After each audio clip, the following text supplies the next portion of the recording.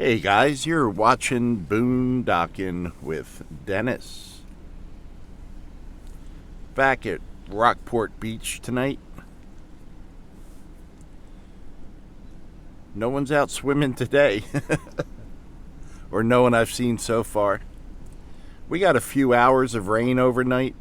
A big storm came through, but most of it was out over the water. Lots of lightning in the distance. You could hear a faint rumble and see a little bit of it out in the sky. So I was up watching that, maybe around 3 a.m. to around 5 a.m. It was neat to see. I had a very good time in Port Aransas, very relaxed, very recharged. Decided I need to go there more often. 79 degrees right now.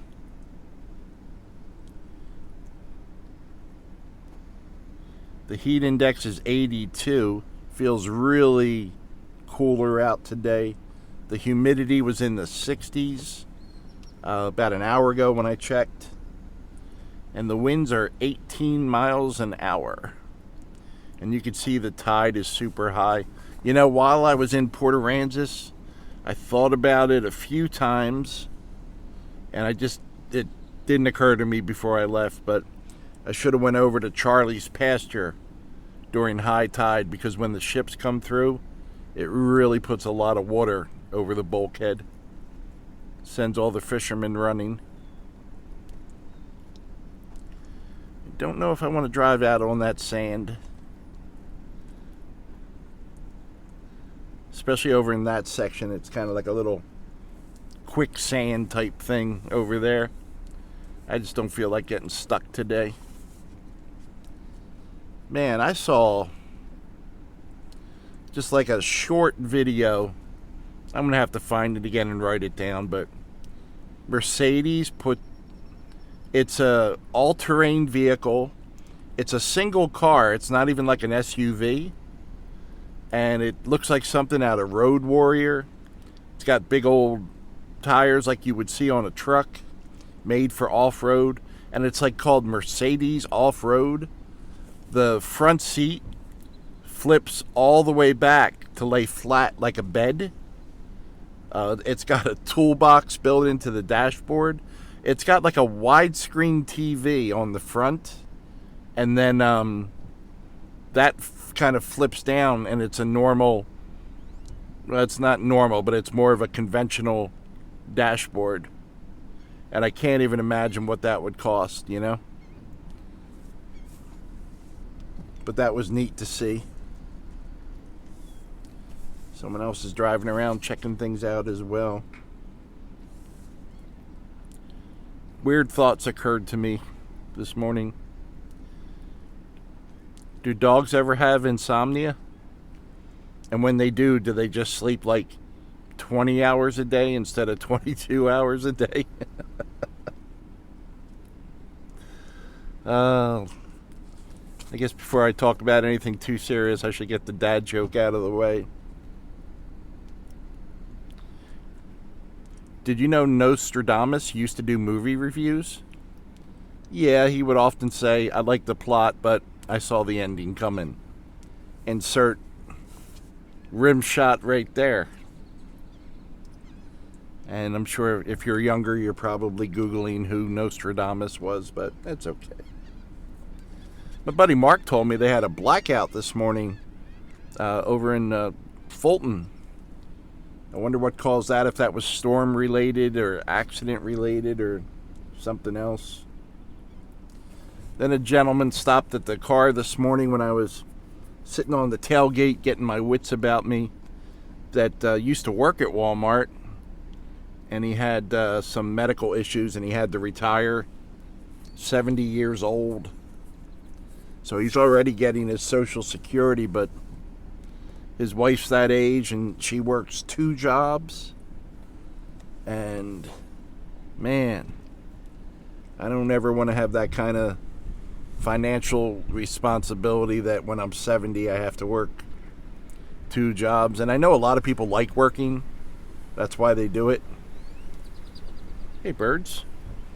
What's going on up here? Man, the channel's going crazy.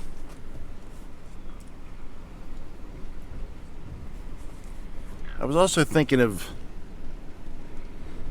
Leslie West had passed away. The guitar player from the band Mountain. I guess their most famous song is Mississippi Queen. They played at Woodstock, and Leslie probably sang on about half the songs. Played guitar on all of them. Just one of those greats that influenced Eddie Van Halen and Randy Rhoads and just a bunch of people from that era. And I remember seeing Mountain on the Midnight Special when I was growing up. That was such a great show. It would be on late at night in our area, and I'm thinking like when I was in like 5th and 6th grade, so 1973, 1974 maybe. It would come on after Saturday Night Live. There were shows on like Midnight Special and Don Kirshner's rock concert. And back then Saturday Night Live was an hour and a half and would have some nights multiple music guests. And there was no cable TV back then. There was no MTV. And that's really the only way I could see bands live, like Creedence Clearwater Revival. And like I remember seeing Janice Ian sing a song, 17. And just, wow, the lyrics and her voice was just beautiful. And those shows were awesome. You never knew who was going to be on, and it was awesome. I even would watch, when I was at my grandmother's house, like the Lawrence Welk show with my grandmother and grandfather, and I was much younger then. And I always enjoyed that. It was, you never knew what you were going to get. To me, it was so corny, it was funny. But they would have some really talented people on there. It was a good stuff.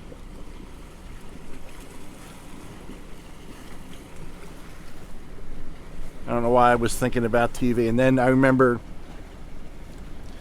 watching TV, and there were certain shows my mother would watch, and we would watch them and wait for my mother to hysterically cry, like Little House in the Prairie. That would be a 2 crying jag for us. My mother would cry 2 times an episode during Little House on the Prairie. Good old Pa Ingalls. Good old Laura Ingalls. That was a good show. It kind of stretched at the end when you could tell they were just dragging episodes out. It was kind of like a cleaned up happy version of 1883 that's on now, And then it came up in my Facebook page. 5 years ago today, I saw ZZ Top and the Steve Miller Band at the American Bank Center in Corpus Christi. And that was the last live big show that I've seen. Also the last live big show that I have any desire to see. I've seen smaller bands that I know people in Austin and stuff that I really like. But I don't know if I ever go to those again. Just I remember one time, I've told this story before, but I'll go right to the end of it. We were in Austin during South by Southwest, which is just a horrible time to go to Austin. It's just so packed, and there's nowhere to park. Most of the streets are closed off. They had all the homeless people on certain streets, and it was just scary and depressing, and we couldn't go see this one band. So we went back to the hotel room, kind of bummed out. Like, wow, we drove to Austin, 2.5 hours to get to Austin, and then another 2 hours fighting Austin traffic to get to our hotel. And Austin has the Congress Avenue Bridge, which is just awesome. I think I've been there 3 or 4 times. If you go there in the warmer months, there is and I believe it's a red ring-tailed bat from Mexico. I might be butchering the name of the bat, but at dusk, over 1 million bats come out from underneath the Congress Avenue Bridge, and people line up, bring lawn chairs, watch them out. You can line up along the bridge and see them come out. They look like they're shot out of a cannon. And when they're up in the sky while it's still dusk, they will block out the city lights. They will block out the tall buildings across the way, and they just look like black clouds coming through the sky.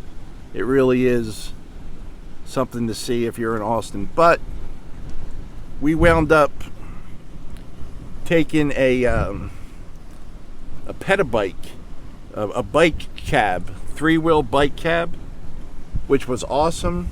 We went out to eat. We went to a tattoo parlor on 6th Street. I had one of the boys with me who was then 22, 23. And he got a tattoo. And the band that we missed messaged me, one of the guys, and said, "Hey, we missed you." And I said I couldn't get there. I'm totally bummed out. And he said, "Yeah, we have a second show." And it was 3 blocks from where we were at. And I said, you know what? Like back then, I'm like, I can walk 3 blocks. I can walk like a block and sit down, and a block and sit down. And yeah, that's going to be no problem at all. Good morning, Larry. How's your day going, buddy? All grackles are named Larry, by the way, in case you didn't know that. And when we got there, things were crowded. We probably got to the tattoo shop around 5 or 6 p.m. Their show was starting at 10, 3 blocks away. So at 9, my buddy was still getting the tattoo, and I said, "Hey, I'm going to give myself plenty of time to get over there. I'll meet you over there." And I started walking, and the tattoo parlor was on the 2nd floor. Came down the steps, opened the door, and it was a wall of solid people. And it took me an hour to walk 3 blocks. There was no place to sit. There were guardrails everywhere. They had police in the middle of the street in fencing, about, like a 4-foot fence. Like hundreds of police. And everyone else was just jam-packed. You walked 3 steps, you stopped. 2 steps, stopped. I mean, it literally took forever. And when I got to that show, it was a great time. But I was hurting when I got there. There was one place to sit in the whole music venue. And it was a stool that one of the band members got me. So after I sat down a minute, I was fine. And the boy showed up, and we watched an awesome band, Cilantro Boombox. If you're interested, check them out. They're on YouTube Music and every place else. Good band. They have horns and kind of a Latino funk rock band. It's kind of hard to categorize them. There you go. I'm still working on this whole English thing, guys. I'm sorry. But yeah, they were really good. Really good. I got a second joke for you if you're ready for it. What did the door... Damn it, messed it up. Forget I said door, because then it'll be funny. What did the hinges say to the wall, I just adore you. I hate when I mess up the jokes. I mean, they're bad enough when I don't mess them up, you know? That's a hardcore couple right there. Isn't that awesome? That couple's just staring at the waves. And I love that. Talk about someone that completes your soul. When you're both happy staring at the waves, you know? That's a good thing.